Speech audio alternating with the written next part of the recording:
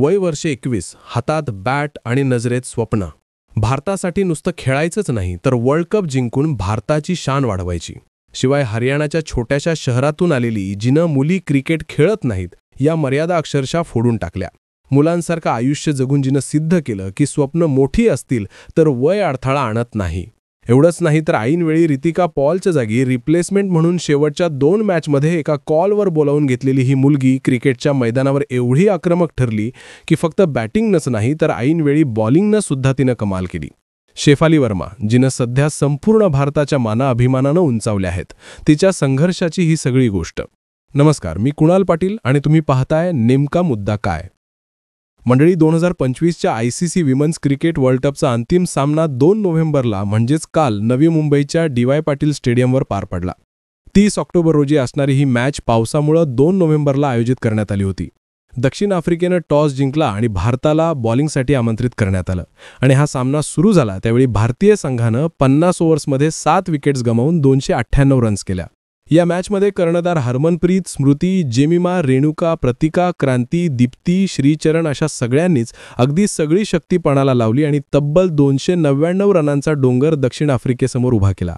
यामध्ये शेफालीनं ओपनिंग करताना स्मृती मंदनासोबत तब्बल 104 रनांची पार्टनरशिप केली. यावेळी शेफालीनं 78 बॉल्समध्ये झटपट 87 रन्स केल्या, ज्यात तिनं 7 4 आणि 2 6 मारले. हे तिचं 3 वर्षांनंतरचं खरं तर पहिलं ODI अर्धशतक होता. तिच्या धडाकेबाज खेळीमुळे भारतानं 298 रनांपर्यंत मजल मारली. म्हणजे याच मॅचमध्ये दक्षिण आफ्रिकेची कर्णधार वफोरट हिनं सुद्धा सुने लूजसोबत चांगली सुरुवात केली. पण दुसऱ्या बाजूला भारताच्या खेळाडू रितिका पॉल हिला गंभीर दुखापत झाल्यामुळं भारतीय संघाच्या कोणत्याच प्रमुख बॉलिंग करणाऱ्या खेळाडूला तिला बाद करता येत नव्हतं. त्यामुळे भारतीय महिला क्रिकेट संघावर दबाव आला. म्हणून कर्णधार हरमनप्रीत कौर हिनं अचानक ऐनवेळी पार्ट टाइम गोलंदाज असणाऱ्या शेफाली वर्माला बोलावून घेतलं आणि तिच्याकडे चेंडू सोपवला.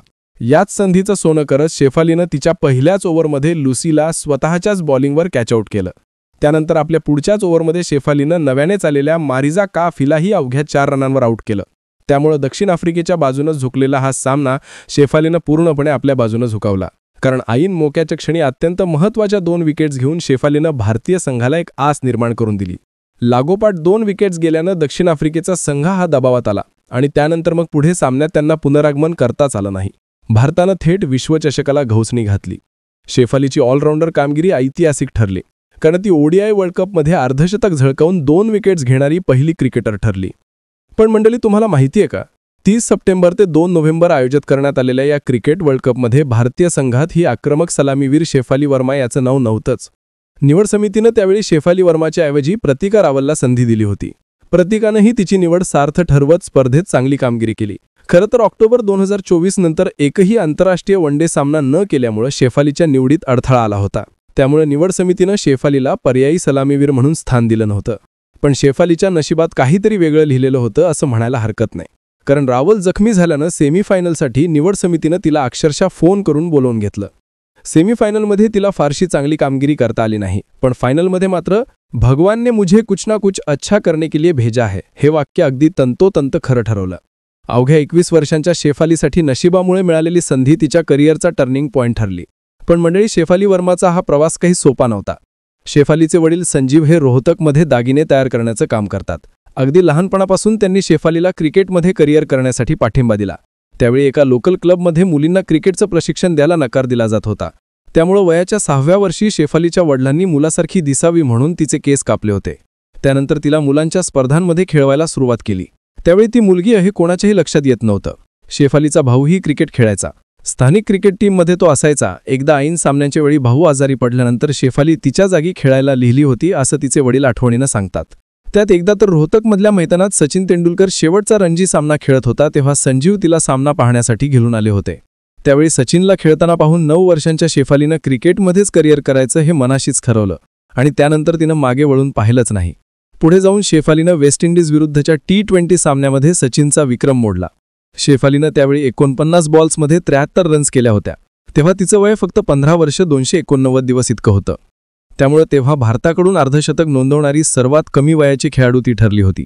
यापूर्वी सचिन तेंडुलकरनं 16व्या वर्षी 1989 मध्ये पाकिस्तान विरुद्ध 59 रन्स बनवून तो विक्रम बनवला होता.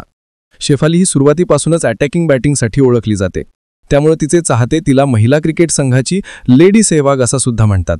अगदी पहिल्या बॉलपासूनच फटकेबाजी करण्याची क्षमता असलेल्या काही मोजक्याच बॅटर्समध्ये तिचा समावेश होतो. मंडळी, शेफालीनं आतापर्यंत 5 कसोटी सामन्यात 1 शतक आणि 3 अर्धशतकांसह 567 धावा केल्यात. कसोटीत 1 द्विशतकही तिच्या नावावर आहे. वनडेमध्ये तिने 31 मॅचेसमध्ये 741 रन्स केल्यात, त्यात तिला शतकी कामगिरी करता आली नाही. T20 मात्र तिची डॅट चांगली चालते. 90 T20 सामन्यामध्ये तिने 2221 धावा केल्यात, त्यात 11 अर्धशतकांचा समावेश आहे. 2020 मध्ये T20 रँकिंगमध्ये तिनं बॅटिंगमध्ये अव्वल स्थानही मिळवलं होतं. तसंच विमन्स प्रीमियर लीगमध्येही तिची बॅट चांगली चालल्याचं दिसून येतं. दिल्लीच्या संघाकडून खेळताना तिने एकूण 865 रन्स केल्यात. पण मंडळी, तुम्हाला शेफालीच्या या घवघवशीत कामगिरीबद्दल नेमकं काय वाटतंय? या भारतीय महिला संघाच्या कामगिरीबद्दल तुमचं मत आम्हाला कमेंट करून नक्की सांगा. सोबतच आपल्या विश्वास नेमका मुद्दा काय यूट्यूब चॅनलला सबस्क्राईब करायला अजिबात विसरू नका.